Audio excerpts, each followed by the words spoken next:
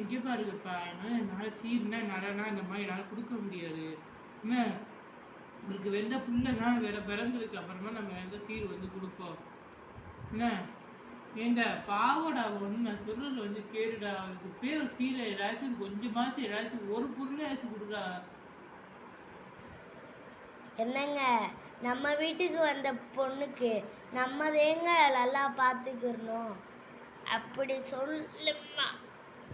ஐயோ, 2 பேரும் கொஞ்சம் நேரம் நீங்கள் 2 பேரும் நீங்கள் டைஸே நீங்கள் அமைதியாக இருங்க. எனக்கு தெரியும், நான் வந்து பார்த்துக்கிறேன்.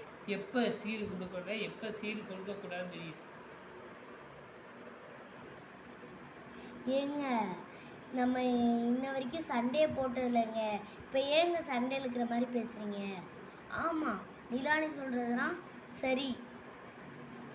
சரி சரி, நீங்கள் 2 பேரும் ஏதாச்சும் இந்த மாதிரிலாம் நீங்கள் தேவையில்லாமல் நீங்கள் நான் 2 பேரும் ஏதாச்சும் பேசிக்கிட்டு இருப்பீங்க. சரி, உங்கள் ஆசை இருக்குது இந்த மாதிரி கெடுக்கணும். நாளைக்கு நான் போயிட்டு பார்பி சூப்பர் மார்க்கெட்டில் போயிட்டு நான் போயிட்டு ஒரு சேரு எல்லா பொருளுமே நான் வந்து வாங்கிட்டு வந்துடுறேன்.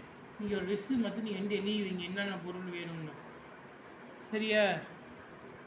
சரிங்க. என்னங்க, இந்த லிஸ்ட்ல இருக்க எல்லா பொருளையும் வாங்கிட்டு வாங்கங்க. என்னது இவ்வளோ பெருசா? இவ்வளோ பெருசுக்கு நான் வெளிநாட்டுக்கே போனாலும் என்னால் வாங்கிட்டு வர முடியாது. என்னங்க, சும்மா வாங்கிட்டு வாங்கங்க. சரி, என்னத்தையே கொடுங்க. என்னன்னா நான் இதில் இருக்கிற ஏதாச்சும் ஒரு பொருள் 2 பொருள் விட்டு போவோம். நான் எதுவுமே எனக்கு கேட்கக்கூடாது. டிவி இருக்குது, ஃபேன் இருக்குது, ஏசி எல்லா பொருளும் வந்து வாங்கிட்டு வரணும். ஒரு தொட்டில் இருக்குது, ஒரு பொம்மை, எல்லாருமா போங்கங்க. ஆமாம், நான் தானே ஆஃபீஸுக்கு போகிறேன். எனக்கு இதோட கஷ்டம் தெரியும்.